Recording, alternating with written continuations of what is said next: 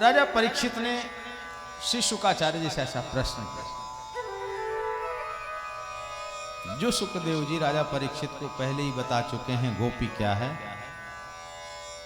गोपियां अर्थासक्ति, वित्तासक्ति, लोकासक्ति, समस्त आसक्ति के बंधनों से मुक्त होकर के केवल कृष्ण दर्शन, कृष्ण मिलन की इच्छा से आई हैं।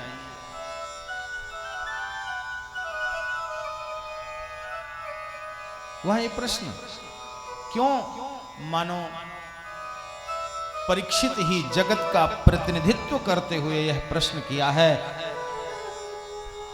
संसार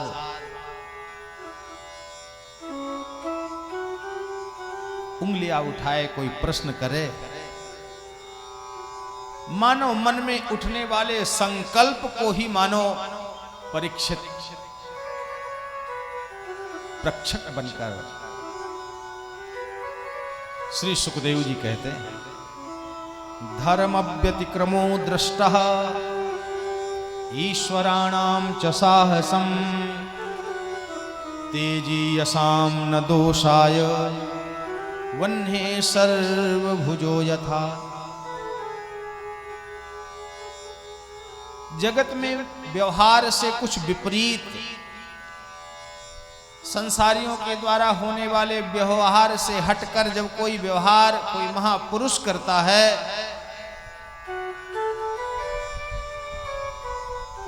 तो उस पर दोष नहीं देखना चाहिए। क्यों?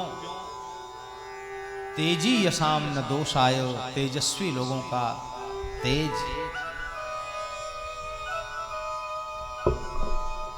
महापुरुषों पर दोष नहीं देखना चाहिए, क्योंकि महापुरुष जो कर सकते हैं वो कोई कर नहीं सकता। कैसे? बोले अग्नि में सामर्थ्य है सब कुछ जलाने का। आग ये नहीं देखती कि ये सज्जन का घर है कि दुर्जन का घर है। जहां आग की लपटें अपने प्रभाव में आई, वन्ने सर्वभुजो यथा, तेजस्वी है अग्नि, वहां भेद नहीं है। सूर्य भगवान जगत वंद्य हैं, नारायण कहकर उन्हें वंदन किया जाता है। लोग अर्घ देते हैं, उनकी पूजा करते हैं।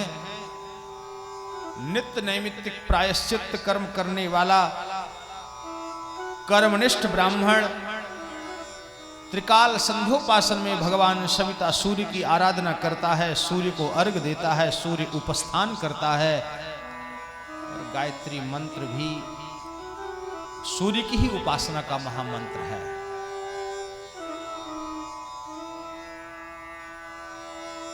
तो जो सूर्य उपासक के लिए वंदनीय है, वो सूर्य की किरणें, उनका तेज मलमूत्र में भी पड़ता है, विष्टा को भी सुखाता है, और यज्ञ की पवित्र सामग्री में भी सूर्य है।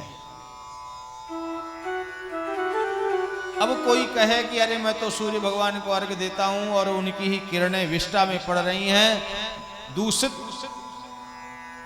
सूर्य तो अपित्र हो गया, मैं भी इन्हें प्रणाम नहीं करूंगा। कोई ऐसा नहीं कहता।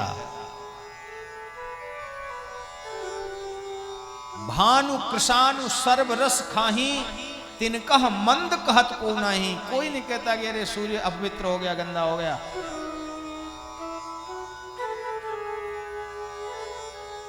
सर्प विषधर है, सर्प का स्पर्श हो तो हाथ धोना पड़ता है, लेकिन जो जगत का पालन करने वाला है, जगत का मालिक है, जगत का मूलाधार है, वह ब्रह्म भी शांताकारम भुजग शयनम, सर्प की सैया में ही सोता है।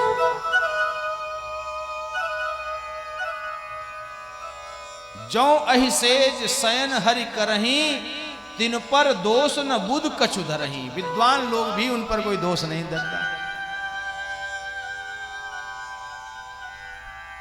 समरथ को नहीं दोष गोसाई, तेजी यसाम न दोष आयो वन्हे सर्वभुजो यथा। महापुरुषों पर दोष देखना। श्री शुकाचार्य जी ने राजा परीक्षित का समाधान किया कि ब्रह्म किसी कामना वासना को लेकर नहीं, वह तो जगत को सुखी करने के लिए, भक्तों की भावना का पोषण करने के लिए भगवान ने महाराज किया है। उनकी कोई इच्छा नहीं है। यह महाराज की कथा हृदय के रोग को मिटाने वाली है।